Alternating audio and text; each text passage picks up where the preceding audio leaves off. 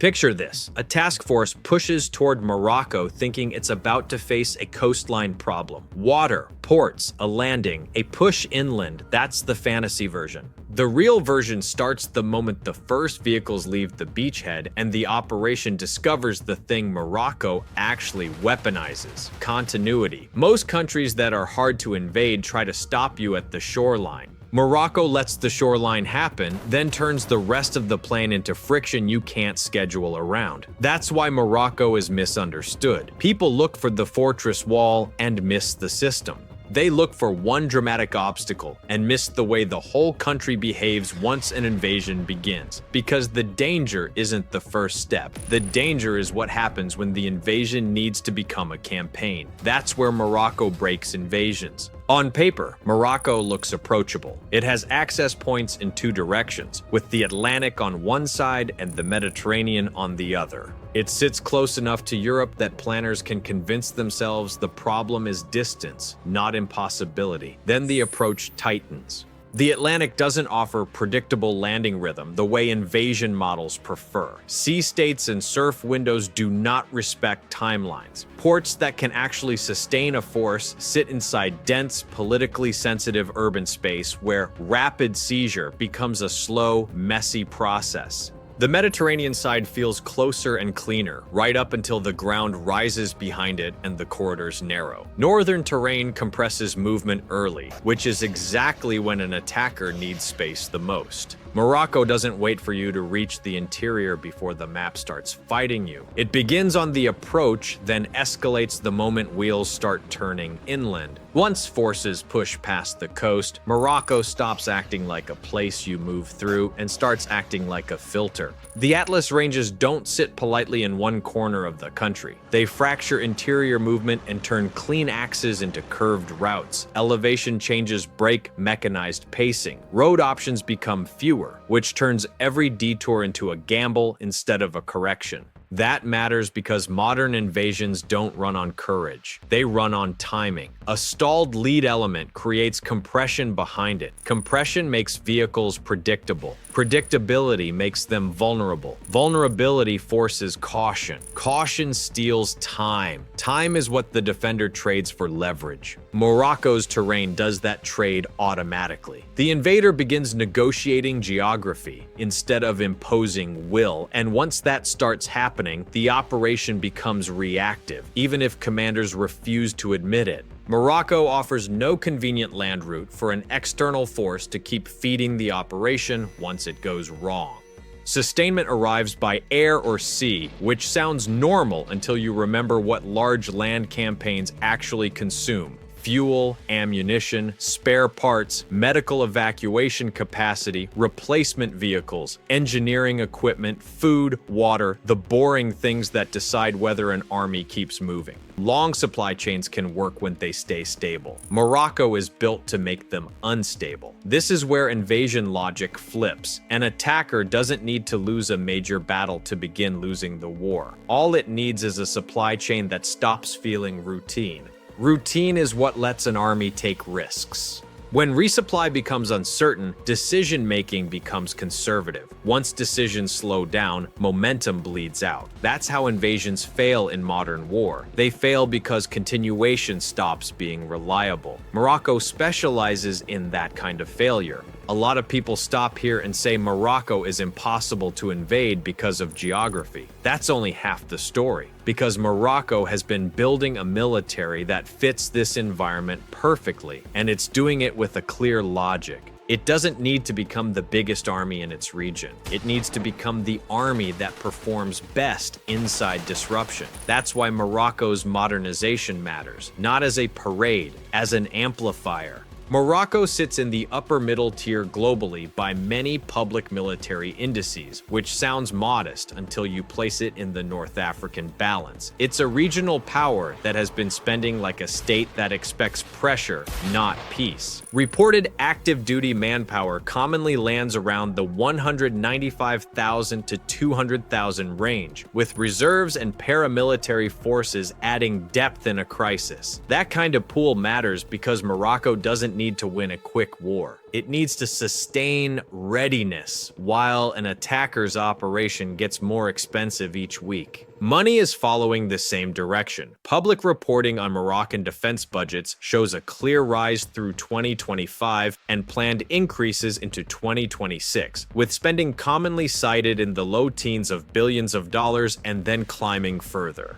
The exact figure changes depending on what gets counted, but the trend is consistent. Procurement and modernization are being prioritized alongside retention and readiness. That tells you something important. Morocco is not building a military for a single scenario. It is building a military that makes several scenarios expensive at the same time. And once you connect that to the terrain and the coastline problem, you start seeing why invasion planning collapses in practice. Because the invader doesn't just meet geography. The invader meets a modernizing force designed to punish every moment where the operation slows. If Morocco's geography kills momentum, Morocco's military is built to exploit the moment momentum dies. That combination is what turns an invasion into a trap, a landing that becomes a liability, a supply chain that becomes fragile, and a campaign that becomes harder to justify the longer it lasts. From here, the question stops being whether Morocco can stop a landing. The real question becomes what Morocco can do to an invading force once it is stuck inside the slow phase, when airspace feels smaller, resupply feels riskier, and the operation can't regain rhythm.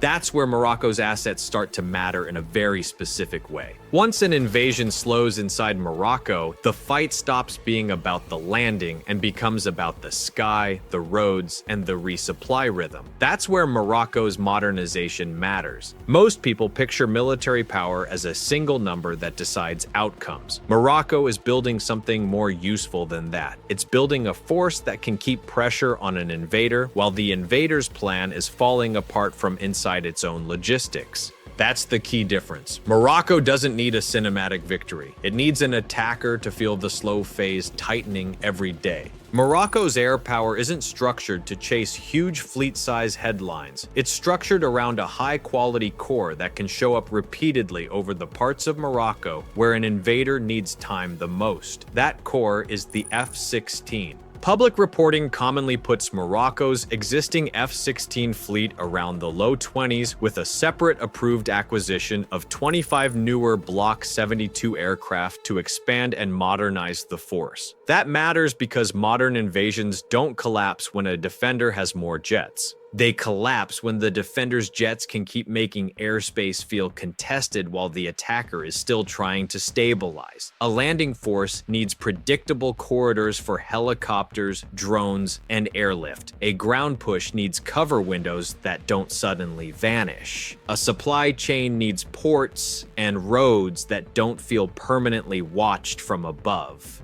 Once Morocco can keep putting aircraft over the corridors that matter, the attacker starts losing something that never shows up in casualty counts: tempo. Sorties get planned more carefully. Routes get adjusted more often. Time gets burned on risk management instead of progress. And risk management is the enemy of invasion momentum. Morocco's air power doesn't need to dominate the entire sky. It needs to dominate the invader's decision loop. Morocco's ability to make movement feel unsafe isn't limited to manned jets. Morocco has been linked in public reporting to the use of Turkish-built Bayraktar TB2 drones, which are designed for surveillance and precision strike in exactly the kind of wide, rugged terrain Morocco controls in the south and interior. A drone layer doesn't need to destroy everything. It just needs to make the invader feel watched at the exact moment they want to reorganize. That pressure changes behavior, convoys stop moving freely, recovery efforts slow down.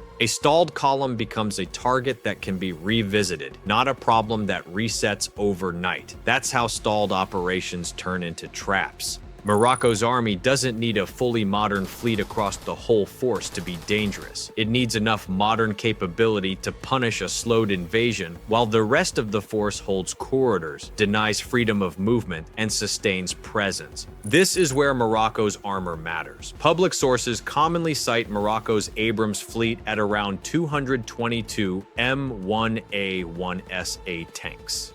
That doesn't mean the entire tank force is Abrams, because Morocco also operates older platforms. But the Abrams presence is still strategically meaningful. It gives Morocco a heavy component that can anchor key positions, survive in contested environments, and hit hard when an invader tries to regain momentum. That role isn't glamorous, but it's decisive. Morocco doesn't have to chase an invader across the country. It can let the geography compress movement, then position heavy forces where the invader has to pass, where detours aren't clean, and where retreat is politically humiliating. And Abrams doesn't need to be everywhere to matter. It only needs to appear where it cancels options. In an invasion, delays are survivable when they remain temporary. Artillery is how delays become permanent. Morocco has been modernizing its fire support with systems that increase range and responsiveness, including reported acquisitions of French Caesar howitzers and Israeli Atmos-type systems. That modernization changes the character of defense. Instead of relying on massed, slow fires, Morocco gains the ability to punish road-bound movement, hit assembly areas, and shape corridors without needing to commit large formations into the mountains. This is what makes stalled invasions feel like they're being squeezed. The invader expects the defender to hold. Instead, the defender starts shaping the map around the invader's mistakes. Morocco's navy is not designed to fight for global sea control. It's designed to make sea access near Morocco expensive, especially around the approaches that matter most. That includes the maritime space connected to the Strait of Gibraltar, where commercial traffic, geography, and surveillance overlap in a way that can turn logistics into a nightmare. Morocco's surface fleet includes at least one FREM frigate and multiple Sigma-class frigates, giving it credible capability for presence, escort, and maritime security in its zone. That doesn't mean Morocco can shut down the Atlantic. It means a resupply effort into Moroccan ports can't assume routine protection, routine movement, or routine timing, and invading forces live on routine. If the defender can inject uncertainty into sea lanes, the invasion starts rationing what it consumes. Once rationing starts, the operation stops behaving like an offensive. It starts behaving like a controlled crisis. At this point, the invasion has met the real Morocco, not the coastline, not the landing. The system that punishes stalled operations, airpower that shrinks comfort, armor that cancels corridors, fires that make delays permanent, naval pressure that disrupts resupply rhythm, a manpower base that sustains presence while the attacker burns legitimacy. That's the environment an invader ends up fighting. And once the invasion reaches that phase, the question changes. It stops being, can we win the next battle? It becomes, what does winning even look like now, and how long can we pay for it? Hold that question, because Morocco's greatest advantage isn't what it destroys, it's what it turns into a liability. By the time an invasion reaches this stage, something important has already changed. The attacker may still be moving, forces may still be intact, maps may still show forward progress. But the operation has stopped behaving like an invasion and started behaving like a problem that refuses to stay contained. This is where Morocco becomes genuinely dangerous, not because it suddenly escalates, because escalation stops working the way the attacker expects.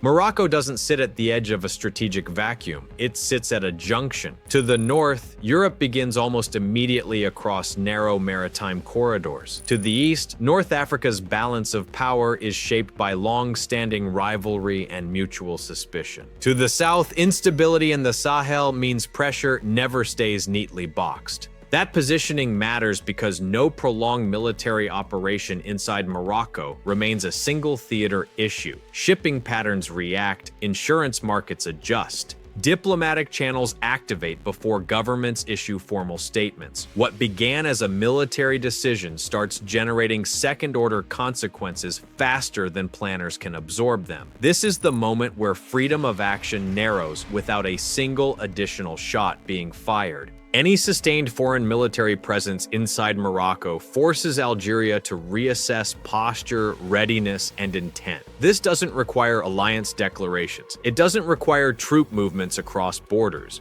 It doesn't even require confrontation. It only requires attention. Algeria's defense planning already assumes Morocco as a central variable. A large external force operating next door distorts that equation immediately. Airspace management tightens, surveillance increases, force readiness shifts. From the attacker's perspective, a clean operational picture becomes harder to maintain because a second major military actor is now watching every move with its own interests in mind. The invasion hasn't expanded on paper. In practice, it already has. In modern warfare, impossibility doesn't mean guaranteed defeat. It means success creates more problems than it solves. Morocco is built to enforce that trade-off quietly. Its geography breaks continuity. Its military punishes stalled operations. Its regional position prevents containment. Its endurance outlasts political patience. Any invasion that begins there enters a system that refuses to stabilize on the attacker's terms. Staying becomes irrational. Leaving becomes costly. Escalation becomes dangerous.